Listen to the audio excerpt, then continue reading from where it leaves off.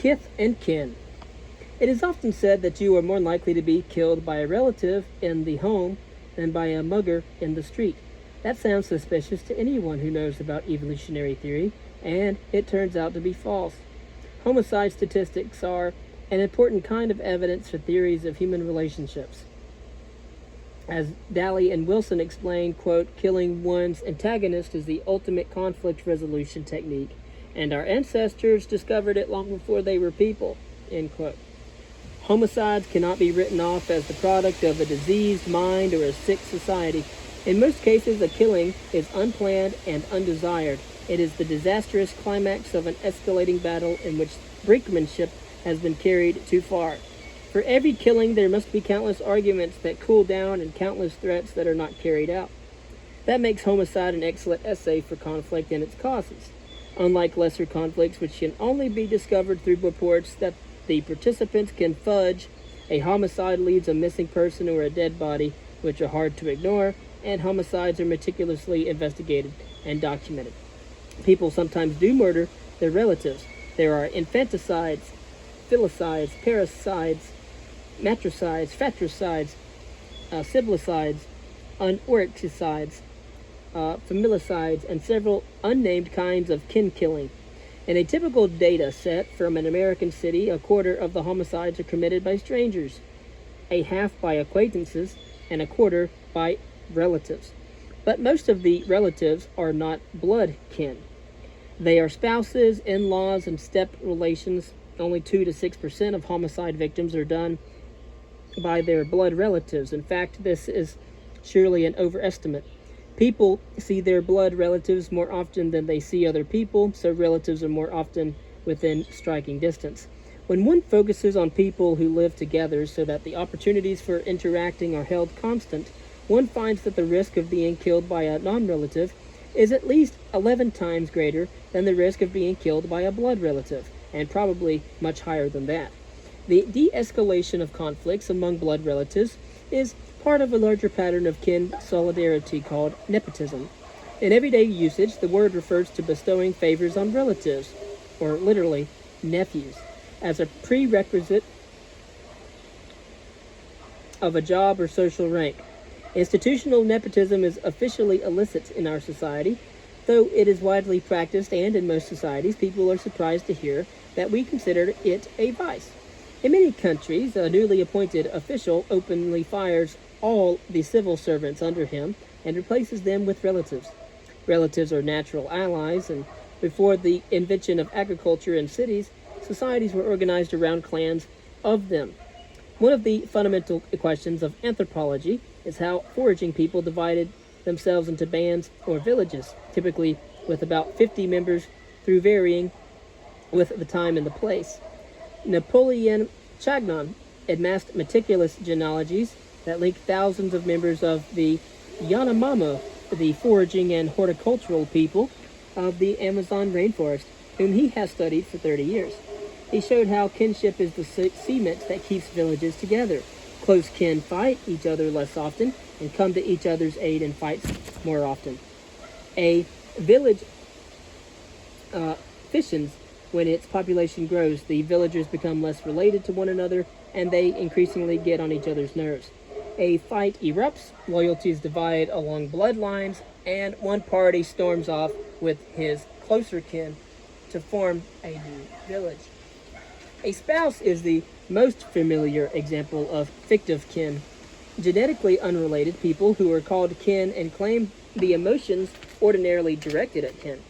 The biologist Richard Alexander has pointed out that if spouses are faithful, if each acts on behalf of the union's children rather than other blood relatives, and if the marriage lasts the lifetime of both, the genetic interests of a couple are identical. Their genes are tied up in the same package, their children. And what is good for one spouse is good for the other. Under these idealized conditions, marital love should be stronger than any other kind. In reality, however, people's bloodkin do claim some of their loyalties, and no one can ever be certain that a spouse is 100% faithful, much less that the spouse will never desert or die. In a simple-minded species, the strength of spousal love might be set at some optimum medium level, reflecting the overall probability of nepotism infidelity, desertion, and widowhood. But humans are sensitive to the particulars of their marriages and fine-tune their emotions accordingly. It is no surprise to a biologist that in-laws, infidelity, and stepchildren are the major causes of marital strife. Because a couple's genes are in the same boat, and each spouse shares genes with his or her kin, the kin have an interest, in both senses of the word, in their marriage. If your son marries my daughter, our genetic fortunes are partly linked in our common grandchildren, and to that extent, what is good for you is good for me. Marriages make in-laws into natural allies, and that is one reason why in all cultures, marriages are alliances between clans, not just between spouses. The other reason is that when parents have power over their adult children, as they had in all cultures until recent times, the children are excellent trade goods. Since my children do not want to marry each other, you have something I need, a spouse for my child. Thus, dowries and bride prices are ubiquitous in human cultures, though goods like status and allegiance and conflicts with third parties are also factored into the deal. Like all business transactions, the successful sale or trade of an offspring proves the good faith of the parties involved and makes them more likely to trust each other in the future. So in-laws are both genetic partners and business partners. For future-minded parents, in-laws should be chosen very carefully. Not only should parents assess the assets and trustworthiness of prospective in-laws, but they should size up whether the dollop is good will that comes free with common genetic interest in the grandchildren would be put to the best use. It might be wasted on an already secure ally or an implacable foe, but could make all the difference for a clan whose sympathies are somewhat in between. Strategic matchmaking is one outcome of the psychology of kinship. Another is rules about who can marry whom. In many cultures, people are encouraged to marry their cross cousins and forbidden to marry their parallel cousins. A cross cousin is the child of your mother's brother or of your father's sister. A parallel cousin is a child of your mother's sister or of your father's brother. But why the distinction? Consider the most common arrangement in which daughters are traded among clans of related males, and imagine yourself contemplating marriage with various cousins. It does not matter whether you are a male or female. If you marry your cross cousin, you are consummating an exchange with a proven trading partner, a clan with which your own family, presided over by your parental grandfather, has traded a bride in the past, which is your mother or your aunt. If you marry your parallel cousin, either you are marrying within the clan if your father and the father of your betrothed are brothers, and bringing in no external goods, or you are marrying someone from a clan of strangers if your mother and the mother of your betrothed are sisters. These intrigues have spawned two of the modern myths of kinship, that in traditional societies people have no voice in whom they marry, and that kinship has nothing to do with genetic relatedness. The grain of truth in the first myth is that parents everywhere wield as much power as they can to influence whom their children marry. Children do not, however, passively accept their parents' choice. People everywhere have powerful emotions about whom they want to marry, that is, romantic love, and engagements are often fierce battles of wills between parents and children. Even when parents have the final say-so, the children lobby day and night to make their feelings known, and the feelings almost always enter into the decision.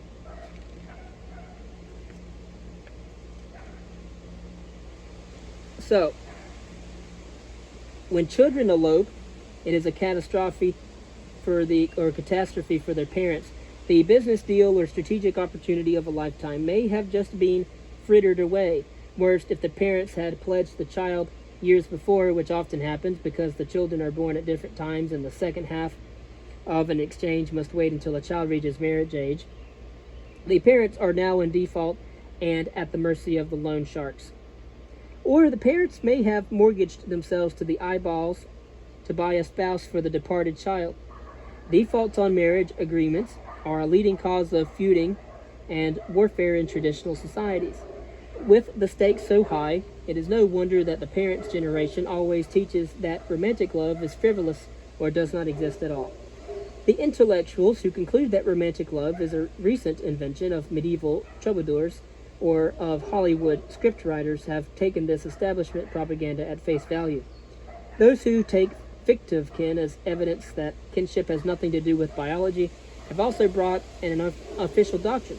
A big problem with marriage rules like the one mandating marriage between cross cousins is that the age and sex mixture of a group fluctuates, so sometimes there will be no eligible partners for a child. And as with all rules, the challenge is to work around them without making them a farce. An obvious solution is to redefine who is related to whom. An eligible bachelor might be called a cross cousin even if the genealogical diagram says otherwise, saving a daughter from spinsterhood without setting the precedent that other children can marry whom they please. But deep down, no one is fooled by these face-saving measures. A similar hypocrisy applies to other fictive kin. With kin emotions being so powerful, manipulators try to tap them for solidarity among non-kin by calling the non-kin kin. The tactic has been rediscovered again and again, from tribal chiefs to modern preachers and sappy rock musicians. But even in tribes where fictive kin labels are publicly treated with the utmost seriousness, if you press someone in private, he will acknowledge that so-and-so is not really his brother or cousin. And when people show their true colors in a dispute, the colors go with blood relatives, not fictive ones. Many modern parents tell their children to address family friends as uncle and aunt. When I was a child, my friends and I used to refer to them as our fake uncles and fake aunts. Children are even more adamant in resisting the ubiquitous pressure to call their new step-parents mom and dad. For millennia, kin emotions have shaped even the largest societies. The reach of parental love can extend over generations via gifts and inheritance. Parental love causes the fundamental paradox of politics. No society can be simultaneously fair, free, and equal. If it is fair, people who work harder can accumulate more. If it is free, people will give their wealth to their children. But then it cannot be equal, for some people will inherit wealth that they did not earn. Ever since Plato called attention to these trade-offs in the Republic, most political ideologies can be defined by the stance they take on which of these ideals should yield. Another surprising consequence of kin solidarity is that the family is a subversive organization. That conclusion flies in the face of the right-wing view that the church and state have always been steadfast upholders of the family, and of the left-wing view that the family is a bourgeoisie patriarchal institution designed to suppress women, weaken class solidarity, and manufacture docile consumers. The journalist Ferdinand Mount has documented how every political and religious movement in history has sought to undermine the family. The reasons are obvious. Not only is the family a rival coalition competing for a person's loyalties, but it is a rival with an unfair advantage. Relatives innately care for one another more than comrades do. They bestow nepotistic benefits, forgive the daily frictions that strain other organizations, and stop at nothing to avenge wrongs against a member. Leninism, Nazism, and other totalitarian ideologies always demand a new loyalty higher than and contrary to family ties. So have religions from early Christianity to, for example, Matthew chapter division 10, verse 34 through 37, when Christ said, quote, "Think not that I have come to send peace on earth. I come not to send peace, but a sword. For I am come to set a man at variance against his father, and the daughter against her mother, and the daughter-in-law against her mother-in-law, and a man's foes shall be they of his own household. He that loves father or mother more than me is not worthy of me, and he that loves son or daughter more than me is not worthy of me." End quote. When Jesus, or in Christianity, the Christ, said, quote, "Suffer the little children to come unto me," end quote, he was saying that they should not go unto their parents. Successful religions and states eventually realize that they have to coexist with families, but they do what they can to contain them, particularly most threatening ones. The anthropologist Nancy Thornhill has found that the incest laws of most cultures are not created in order to deal with the problem of brother-sister marriages. Brothers and sisters don't want to marry to begin with, as we've already mentioned. Although brother or sister incest may be included in the prohibition and may help to legitimize it, the real targets of the laws are marriages that threaten the interests of the lawmakers. The rules ban marriages among more distant relatives like cousins and are emphasized by the rulers of stratified societies to prevent wealth and power from accumulating in families which could be future rivals. The anthropologist Laura Betzig has shown that the medieval church's rules on sex and marriage were also weapons against familial dynasties. In feudal Europe, parents did not bequeath their estates in equal parts to all of their children. Plots of land could not be subdivided every generation, or they would become uselessly small, and a title can fall on only one heir. The custom of primogeniture arose, in which everything went to the oldest son, and the other sons hit the road to seek their fortunes by themselves, often joining armies or the church. The church filled up with disinherited younger sons, who then manipulated marriage rules in order to make it harder for owners and title holders to bear legitimate heirs. If they died without sons, the properties and titles passed back to the disinherited brothers or the church that they served. Accordingly to their laws, a man could not divorce a childless wife, remarry while she was alive, adopt an heir, bear an heir with a woman closer than a seventh cousin, or have sex on various special days that added up to more than half the year.